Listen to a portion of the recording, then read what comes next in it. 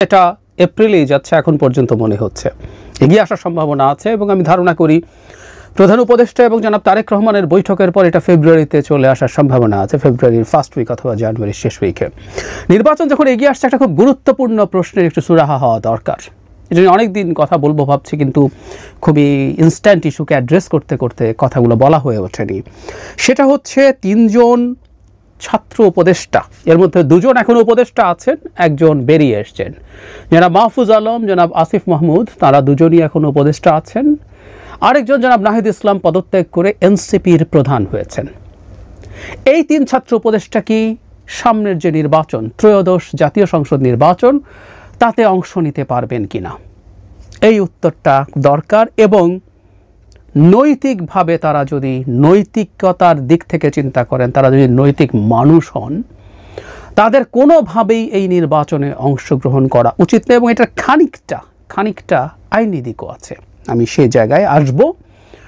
কেন এই প্রশ্নটা তুললাম এবং কেন আমি এটাকে নৈতিক এবং আইনি দিকের কথা বললাম, সেই জায়গায় আসি। আমাদের মনে থাকার কথা, এই অন্তর্বর্তীকালীন সরকার ক্ষমতায় আসার পরে তারা নভেম্বর মাসে, এটা সম্ভবত নভেম্বর মাসে তারা একটা অধ্যাদেশ জারি করতে চেয়েছিলেন। কারণ এই যে অন্তর্বর্তীকালীন সরকারটা তৈরি হয়েছে, এটা আমাদের কনস্টিটিউশনের আর্টিকেল 106-কে রেফারেন্স নিয়ে আমাদের আপিল বিভাগ, সেই সময়কার আপিল বিভাগ, শেখ হাসিনার আপিল বিভাগ, তারা এই সরকারটাকে গঠিত হতে পারে বা বৈধতা, এই সরকার বৈধ, এরকম একটা মতামত দিয়েছে। এটা আপিল বিভাগের একটা মতামত দেওয়ার এখতিয়ার, যেটার ভিত্তিতে রাষ্ট্রপতি এই সরকারটা তৈরি করেছেন গেল। কিন্তু এই যে সরকারটা অপারেট করছে, এই অপারেট করার একটা আইনি ভিত্তিও লাগবে। সেজন্যই আসলে তখন এই অধ্যাদেশটা জারি করা হয়েছিল। যেমন ধরুন, বেসিকটা এরকম যে প্রধান উপদেষ্টা যে কনস্টিটিউশনের প্রধান মন্ত্রীর মতো, কিসের ভিত্তিতে আমরা বলবো? অন্য উপদেষ্টারা যে মন্ত্রীর মতো, কিসের ভিত্তিতে বলবো? প্রধান উপদেষ্টার কি কি ক্ষমতা আছে, উপদেষ্টা কারা হতে পারবে, কতজন নেওয়া যেতে পারে, এই যাবতীয় ইস্যুগুলো। কারণ কনস্টিটিউশন প্রধানমন্ত্রীর কথা বলছে, কনস্টিটিউশন মন্ত্রীদের কথা বলছে। সেই মন্ত্রী কারা হবেন, কিভাবে তৈরি হবেন, কিভাবে তাদেরকে সিলেক্ট করতে হবে, সেগুলো সব মন্ত্রীকে নিয়ে বলা আছে। কিন্তু কোনো একটা বিষয় থাকতে হবে, কোনো একটা আইন থাকতে হবে যেটা বলবে আসলে এরাই ইকুইভ্যালেন্ট টু দ্যাট। এটাই সেই অধ্যাদেশটা। এখন তার আইন তৈরি করা সম্ভব না, কারণ পার্লামেন্ট নেই, ফলে একটা অধ্যাদেশ জারি করার জন্য সম্পূর্ণ অধ্যাদেশ তৈরি হয়ে গিয়েছিল। এবং সবচেয়ে জরুরি কথা, এই কথাটা মনে রাখুন সবাই, আমরা ওই তিন ছাত্র উপদেষ্টার আলোচনা যখন আসব সেখানে আসব, এটা উপদেষ্টা পরিষদে পাশও হয়েছিল, কিন্তু এটা গেজেট নোটিফিকেশন হয়নি। অর্থাৎ এটা শেষ পর্যন্ত অধ্যাদেশ হওয়ার জন্য রাষ্ট্রপতির সিগনেচার লাগবে এবং সেটা গেজেট করে দিতে হবে। আমি সোফার যতদূর দেখেছি এটা হয়নি। এখন প্রশ্ন আমি এটাও করি, এইটা কেন এখনও অধ্যাদেশ হয়নি? এবং সেটা যদি না হয়ে থাকে, আমি তো টেকনিক্যালি দেখছি এই সরকারের বেশ কিছু জিনিস আদালতে চ্যালেঞ্জ করা যায়। ধরুন, একজন উপদেষ্টা যিনি মন্ত্রীর যে সুযোগ সুবিধা ভোগ করছেন, সেই সুযোগ সুবিধা কেন উনি ভোগ করছেন, এটা কিন্তু কেস করা যায়। কারণ খুব স্বাভাবিকভাবেই এই যে উপদেষ্টা পরিষদ তৈরি হলো, তিনি যে মন্ত্রীর সুযোগ সুবিধা পাবেন, এটা কোথাও না কোথাও লেখা থাকতে হবে, কোনো না কোনো আইনে। আগে আমাদের ত্রয়োদশ সংশোধনী যখন তত্ত্বাবধায়ক সরকার ছিল, তখন সেগুলো ছিল, কিন্তু এখন তো নেই। তাহলে এই জিনিসটা হয়নি কেন? আমি খুব অবাক হই। এবং এই দৃষ্টিকোণ থেকে এই সরকারের বেশ কিছু জিনিস, এই সরকার বৈধ, কেউ কেউ এটাকে অবৈধ সরকার বলেন, এটা বৈধ সরকার, কারণ এরকম একটা সরকার তৈরি হতে পারে বলে আপিল বিভাগের মতামত আছে, ডিবেট আছে। মতামত তো রায় না, তাই এটা বৈধ হবে না। আমি ডিবেটে ঢুকছি না, আমি বৈধ ধরে নিচ্ছি। কিন্তু এই সরকারের বহু জিনিস আছে যেগুলো লিগালি চ্যালেঞ্জড হতে পারে। শুধু তাই না, জরুরি অবস্থা, এখানেও এটা আছে।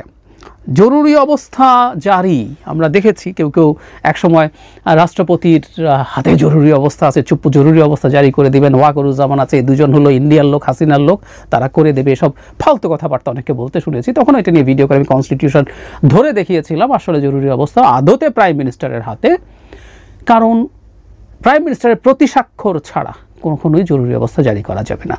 আর এই যে অধ্যাদেশ আছে সেখানে এই জিনিসটা ক্ল্যারিফাই করা আছে, ওখানে প্রাইম মিনিস্টারের জায়গায় প্রধান উপদেষ্টার প্রতি স্বাক্ষর লাগবে। এরকম সব বিস্তারিত মানে উপদেষ্টা কারা হবেন, উপদেষ্টার যে যোগ্যতা, ধরুন মন্ত্রী হওয়ার যা যা যোগ্যতা, সেটাই যদি থাকতে হয় সেটাও লিখিত থাকতে হবে। এবং আমি এই অধ্যাদেশটার একটা অংশ আপনাদের দেখিয়েছিলাম জনাব খলিলের ক্ষেত্রে।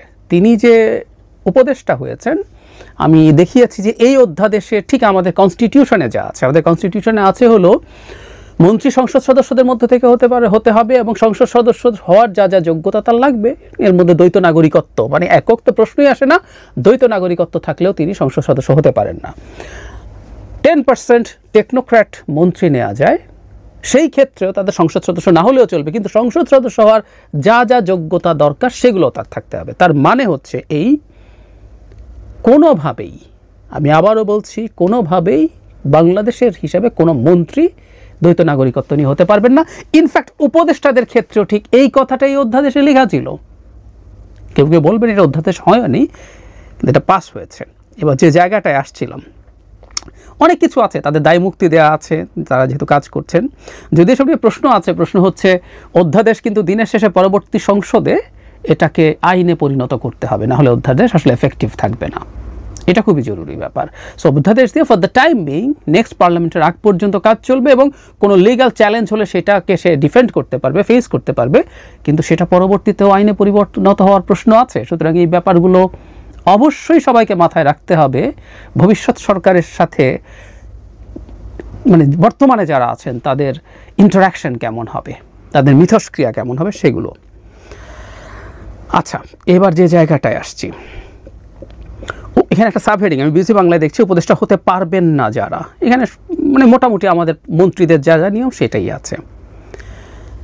পাশাপাশি উপদেষ্টার পদে বসতে হলে ব্যক্তিকে ত্রয়োদশ জাতীয় সংসদ নির্বাচন এবং স্থানীয় সরকার প্রতিষ্ঠানের জনপ্রতিনিধি নির্বাচনে প্রার্থী হবেন না মর্মে সম্মতি দিতে হবে। আমি আবারও পড়ছি, পাশাপাশি উপদেষ্টার পদে বসতে হলে ব্যক্তিকে ত্রয়োদশ জাতীয় সংসদ নির্বাচন এবং স্থানীয় সরকার প্রতিষ্ঠানের জনপ্রতিনিধি নির্বাচনে প্রার্থী হবেন না মর্মে সম্মতি দিতে হবে। তার মানে যখন নভেম্বর মাসে এই অধ্যাদেশ জারি হয়, জনাব মাহফুজ আলম, জনাব আসিফ মাহমুদ, জনাব নাহিদ ইসলাম, এই তিনজন সেই উপদেষ্টা পরিষদের সদস্য ছিলেন এবং তারা সহ উপদেষ্টা পরিষদ এই যে অধ্যাদেশ এটা তারা পাস করেছেন, তারপরে তারা নীতিগতভাবে এটা সমর্থন করেছেন। এটা এখনও যেহেতু আইন হয়নি, মানে অধ্যাদেশ হয়নি, জারি হয়নি, আমি নিশ্চিত আমি খুঁজে দেখলাম এটার আসলে কোনো রকম কোনো গেজেট নোটিফিকেশন আমি দেখিনি। এক অবিশ্বাস্য ব্যাপার, এই প্রশ্নগুলোর জবাব সরকারকে দিতে হবে। তো যাই হোক, হয়নি যেহেতু কেউ বলবেন যে এটা এখনও অধ্যাদেশ নয়, সেটার আইনি বাধ্যবাধকতা নেই।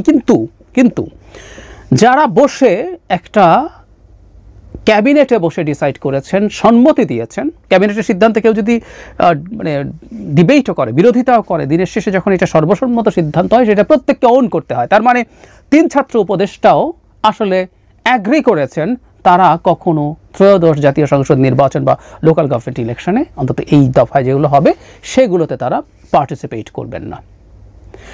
এখন পরিস্থিতিটা একটু দেখা যাক। জনাব নাহিদ ইসলাম অলরেডি এনসিপির নেতা হয়েছেন, তিনি কি নির্বাচন করবেন না? তিনি তো অলরেডি রাজনীতিবিদ।